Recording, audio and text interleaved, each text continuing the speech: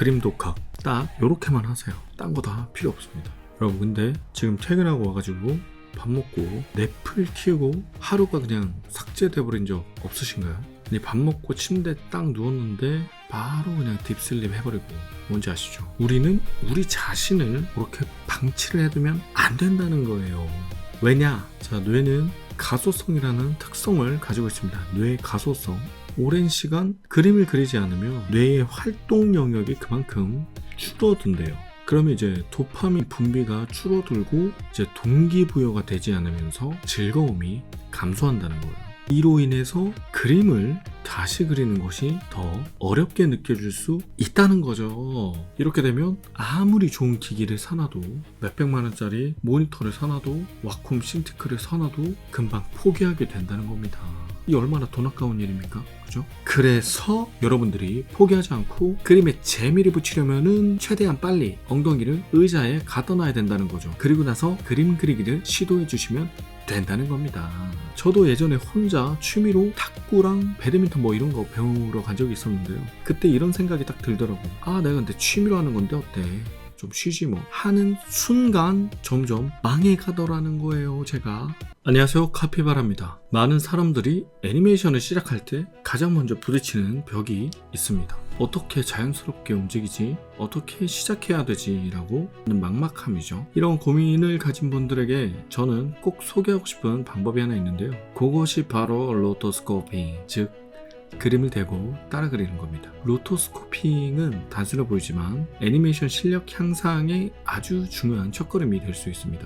그림을 막 시작하는 분들은 연필을 잡는 것조차 어색하고 무엇부터 연습을 해야 할지 감이 잘 안 잡히죠. 선연습만 하다가 금방 흥미를 잃기도 하고요. 이때 트레이싱이나 로토스코핑은 아, 나도 이런 선을 그릴 수 있구나 하는 작은 성취감을 준다고 합니다. 실제로 현업에서도 수천 장의 트레이싱을 통해 인체 동작과 구조를 익히거나 로토스코핑을 통해서 타이밍 감각을 익힐 때 사용합니다. 단순히 따라 그리기라고 무시할 일이 아닙니다.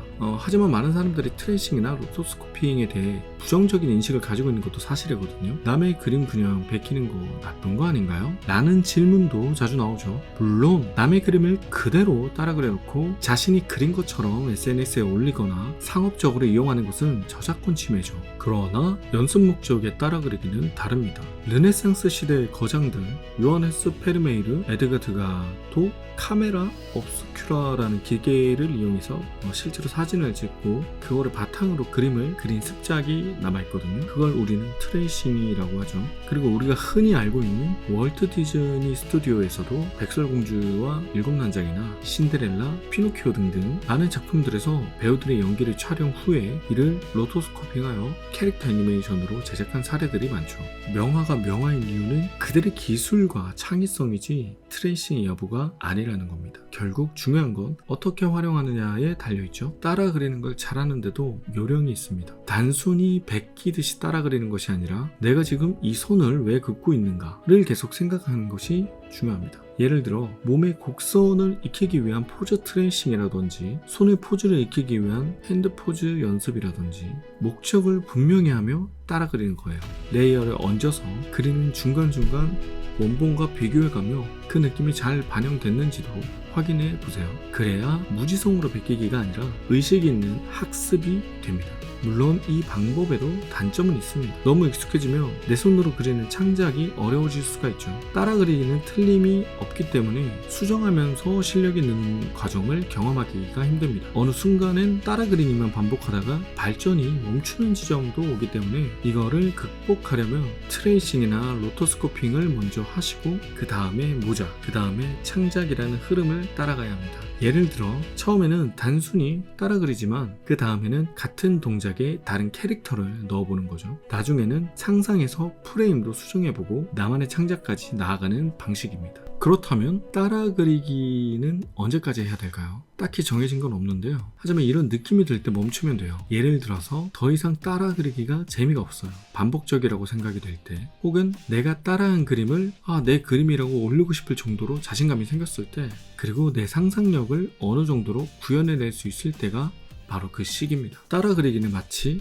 자전거를 처음 배울 때의 보조바퀴와 같습니다. 네발 자전거 다들 타보셨나요? 처음에는 안정적으로 균형을 잡기 위해서 필요하지만 언젠가는 그 보조바퀴를 떼고 내 속도, 내 방향으로 나아가야 합니다. 그래야 진짜 내 실력이 쌓이기 시작하거든요. 그리고 이런 트레이싱이나 선을 따는 작업들은 판타블렛으로 작업할 때는 눈으로 직접 보고 그리는 게 아니라서 여러 번 수정을 해야 하는 불편함이 있더라고요. 그래서 저도 이번에 약 20년 정도 쓴 뱀부 판타블렛을 버리고 액정 타블렛으로 구입하고 요긴하게 쓰고 있습니다. 물론 내돈내산이죠.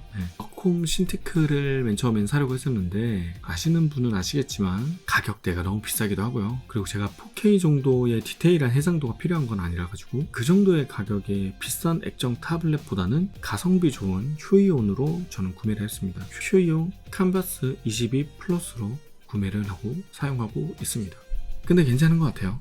더 많은 정보를 알고 싶으시다면 고정 댓글에 링크를 확인해주세요. 결론적으로 따라 그리기는 초보자에게 있어 훌륭한 출발선입니다. 중요한 건 이 과정을 통해 그림에 대한 두려움을 줄이고 성취감을 느끼고 다음 단계로 나아갈 수 있는 발판을 마련하는 겁니다. 누구나 처음엔 서툴기 마련이니까요. 취미로 그림을 시작한 사람에게도 조금 더 전문적으로 실력을 키우고 싶은 분에게도 따라 그리기는 더 이상 부끄러운 단어가 아니죠. 오늘 영상의 내용이 여러분의 그림에 조금이나마 도움이 되셨다면 구독과 좋아요 부탁드리고요. 알람 설정도 잊지 마시고요.